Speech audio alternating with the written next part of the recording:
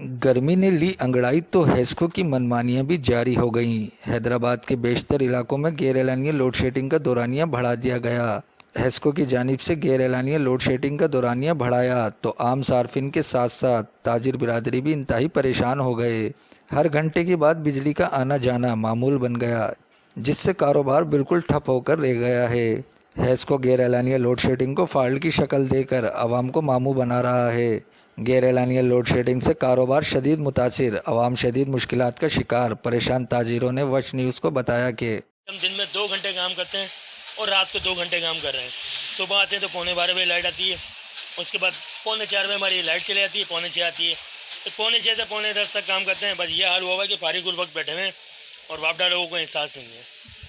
क्या करें, देखिए काम भी नहीं है अलग और लाइट अलग परेशान कर रही है। वक्त और हालत जो है हाल बुरा कर दिया है। मार्केटों में काम बिल्कुल भी नहीं है और लाइट जो जा रही थी उससे ज़्यादा लाइट जा रही है। पहले 2 घंटे की लोड शेडिंग थी, अब इन्होंने जो है पूरा पूरा दिन लाइट होती ही नहीं है।